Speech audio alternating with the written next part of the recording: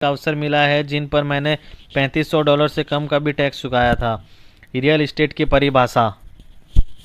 मैं एक बार फिर बता दूं कि धन को देखने के लिए आपको अपनी आंखों का नहीं बल्कि अपने मस्तिष्क का इस्तेमाल करना चाहिए। अपने मस्तिष्क के परीक्षण के लिए आपके शब्दों को असली परिभाषा और अंकों के तंत्र को जानकारी होनी चाहिए। अब तक आप संपत्ति और दायित्व के अंतर को समझ गए होंगे और मॉर्गेज शब्द की परिभाषा को भी, जो मृत्यु और प्रयत्न अनुबंध होता है, और फाइनेंशियल शब्द भी जिसका मतलब दंड होता है। अब आप रियल एस्टेट और लोकप्रिय वित्तीय साधन डाइवर्सिफिकेशन शब्दों के उद्योग के बारे में भी जान ले। कई लोग सोचते हैं कि डाइवर्सिफिकेशन कोई नई चीज़ है, परंतु वास्तविकता में वे सदियों पुरानी है। डेरिवेटिव की आसान परिभाषा है कोई ऐसी चीज़ जो किसी दूसरी चीज़ से उत्पन्न होती है। ऑरेंज जूस डेरिवेटिव का एक उदाहरण है। ऑरेंज जूस ऑरेंज यानी नारंगी से उत्पन्न होता है। मैं सोचता था कि रियल एस्टेट का अर्थ रियल यानी वास्तविकता है, अर्थात एक मूर्त चीज़। मेरे अम्मी डैडी ने मुझे समझाया कि इसका उद्भव दरअसल सेपनीस शब्द रियल से हुआ है, जिसका अर्थ रॉयल यानी शाही होता है। अल कैमिल रियल का एक शाही सड़क। रियल एस्टेट का अर्थ है शाही जायदाद। जब 1500 के आसपास कृषि युग समाप्त हुआ और औद्योगिक युग की शुरुआत हुई तो शक्ति भूमि और कृषि पर आधारित नहीं रह गई। सम्राट ने महसूस किया कि उन्हें बदलना होगा, क्योंकि भूमि सुधार कानूनों की वजह से किसान भूमि के मालिक बन गए हैं। तब सम्राटों ने डेरिवेटिव्स की रचना की, जो भूमि के स्वामित्व पर टैक्स और मॉर्गेज जिन्हें चुकाकर आम जनता भूमि की स्वामी बन सकती है। टैक्स और मॉर्गेज डेरिवेटिव्स है क्योंकि वे भूमि से उत्पन्न होते हैं। आपका बैंकर मॉर्गेज को डेरिवेटिव्स नहीं कहेगा, वह कहेगा कि यह भूमि द्वारा सुरक्षित है, अलग अलग शब्दों में एक ही अर्थ। तब जो सम्राट ने समझ लिया कि धन अब भूमि में नहीं बल्कि भूमि द्वारा उत्पन्न डेरिवेटिव्स में है, तो सम्राटों ने बड़े हुए बिजनेस को संभालने के लिए बैंकों की स्थापना की। भूमि को अब भी रियल एस्टेट कहा जाता है, क्योंकि चाहे आप इसके लिए कितना भी भुगतान कर दे, यह दरअसल आपकी होती ही नहीं है। आज भी यह सम्राटों की ही होती है। आप जितने ज़्यादा लोगों के कर्जदार हैं, आप उतने ही ज़्यादा गरीब हैं।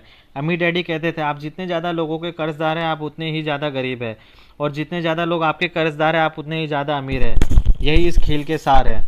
जैसे मैंने कहा, मैंने अपने दिमाग खुला रखने के लिए संघर्ष किया, इसलिए मैं खामोश रहा और उन्हें समझाने दिया।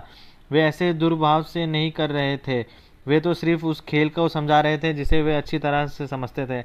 हम सब किसी न किसी के कर्जदार होते हैं। समस्या तब उत्पन्न होती है जब कर्ज संतुलन से बाहर चला जाता है। दुर्भाग्य से इस दुनिया में गरीब लोगों को इस खेल में अधिक इधर उधर दौड़ाया जाता है और वे अक्सर कर्ज में बुरी तरह डूब जाते हैं। यही गरीब देशों के बारे में सही है। दुनिया गरीब, कमज़ोर, वित्तीय रूप से अज्ञानी और निचोड़ी लेती है।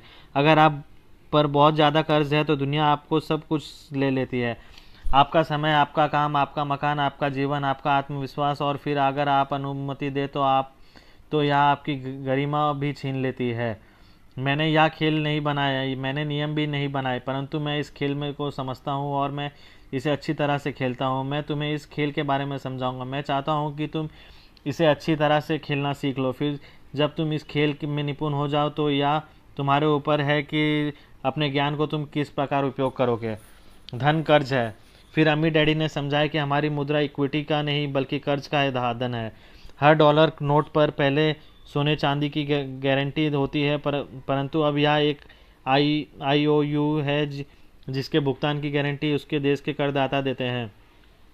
जब तक बाकी दुनिया की यह विश्वास है कि अमेरिका करदाता काम करेगा और धन कहे जाने वाले इस IOU के बदलने में भुगतान करेगा, तब तक दुनिया हमारे डॉलर पर विश्वास करेगी। अगर धन का प्रमुख तत्व यानी विश्वास अचानक गायब हो जाए तो अर्थव्यवस्था ताश के पत्तों की तरह ढह जाएगी, और इतिहास में ताश के पत्तों का महल कई बार ढह चुका है। जर्मनी वीमर सरकार की मुद्रा मार्क का उदाहरण ले, जिसकी द्वितीय विश्व युद्ध के ठीक पहले कोई मूल्य ही नहीं रह गया था। इस बारे में कहानी लोकप्रिय है। एक बूढ़ी महिला ब्रेड खरीदने के लिए जर्मनी की मुद्रा यानी मार्क से भरे हुए ठेले को धक्का देकर ले जा रही थी। जब उसने पीठ घुमाई तो किसी ने ठेला चुरा लिया और मूल्य रहित सहित धन ढेर के सड़क पर ही छोड़ दिया गया। इसलिए अधिकांश धन आज से फियाट धन है, यानी ऐसा धन की जो किसी मूर्त चीज और जैसी सोना या चांदी में नहीं बदली जा सकती। धन तभी तक काम का है जब तक लोगों को सरकार पे विश्वास है। मैं जो इसके भुगतान की आवश्यकता देती है। फिएट की अन्य परिभाषा है शक्ति संपन्न आदेश जो पूर्ण सत्ता व्यक्ति या समूह द्वारा दिया जाता है। आज की अधिकांश वैश्विक अर्थव्यवस्था कर्ज और विश्वास पर आधारित है। जब तक हम सब एक दूसरे का हाथ थामे रहेंगे और कोई भी मानवीय संगठन को नहीं तोड़ेगा, तब तक सुबह ठीक रहेगा, सब ठीक रहेगा। और मैं ठीक फाइन शब्द का असुरक्षित, न्यूरोटिक और भावुक अनुभव करने का संक्षिप्त रूप मानता हूँ। आपका कर्जदार कौन है? 1974 में जब मैं यह सीख रहा था कि $56,000 का कॉन्डो या मकान कैसे खरीदा जाए, तो मेरे अमीर डैडी ने मुझे यह महत्वपूर्ण सबक सिखाया कि सौदे का अनुबंधन की शब्दवाली कैसी है। अमीर डैडी ने कहा, इस खेल का नाम है कौन किसका कर्जदार।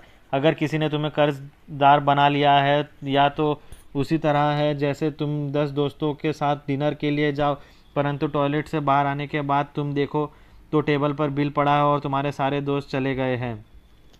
अगर तुम इस खेल को खेलना चाहते हो तो बेहतर यह होगा कि तुम इस खेल की अच्छी तरह सीख लो, इसके नियमों को जान लो, इसकी भाषा बोलने लगो और यह भी जान लो कि तुम किसके साथ खेल रहे हो। अगर ऐसा नहीं तो तुम खेल को नहीं खेलोगे, बल्कि खेल तुम्हारे साथ खिलवाड़ करेगा। यह सिर्फ खेल है। पहले तो अमीर डैडी की बात सुनकर मुझे गुस्सा आया, परंतु मैं सुनता रहा और समझने की कोशिश करता रहा। आखिरकार उन्होंने इसे एक स्पष्टीकरण में रख दिखाया जिसमें मुझे इसका मतलब अच्छी तरह से समझ में आ गया। उन्होंने पूछा, तुम्हें फुटबॉल पसंद है ना? मैंने अपना सिर हिलाया। हाँ, मैं इस खेल में प्रेम करता हूँ। अमीर डैडी बोले, धन मेरा खेल है, मैं धन के खेल से प्रेम करता हूँ। इस पर मैंने कहा, परंतु कोई लोगों के लिए धन कोई खेल नहीं है। अमीर डैडी बोले, यह सही है, अधिकांश लोगों के लिए यह जिंदा रहने का जरिया है। अधिकांश लोगों के लिए धन एक ऐसा खेल है जिसके खेलने के लिए उन्हें मजबूर किया जाता है। दुर्भाग्य से हम जितना सभ्य होते हैं, धन हमारे जीवन में उतना ही अनिवार्य हिस्सा बन जाता है। हम किसे टेनिस कोर्ट या फुटबॉल के मैदान की तरह देखो। धन के खेल को खेलते समय तुम किस टीम में रहना चाहते हो? ई, एस, बी और आई। तुम मैदान के किस हिस्से में रहना चाहते हो? दाएं हिस्से में या बाएं हिस्से में? मैंने क्वाड्रेंट के दाएं हिस्से की तरफ इशारा कर दिया। धन एक विचार है। मुझे आशा है कि आप कैश फ्लो क्वाड्रेंट के मूलभूत बातों को समझ चुके हैं और यह जानते हैं कि धन दरअसल एक विचार है जो आंखों के बजाय मस्तिष्क से ज़्यादा स्पष्ट दिखता है। धन के खेल और इस खेलने के तरीके को सीखना वित्तीय स्वतंत्रता की आपकी यात्रा का एक महत्वपूर्ण हिस्सा है। हालांकि इससे भी अधिक महत्वपूर्ण यह है कि कैश फ्लो क्वाड्रेंट के दाएं हिस्से में पहुंचने के लिए आपको क्या बनना चाहिए। इस पुस्तक का दूसरा खंड आपको भीतर से सर्वश्रेष्ठ स्वरूप के बाहर निकालना, इस बात पर ध्यान केंद्रित करेगा और नीचे दिए गए फॉर्मूले का विश्लेषण करेगा। बनो, करो, पाओ। दोस्तों, यह पुस्तक के 6 अध्याय यहाँ पे समाप्त होते हैं। आगे के अध्याय सुनने के लिए हमारे कैश फ्लो क्वाड्रेंट के पार्ट 2 की वीडियो जरूर देखें।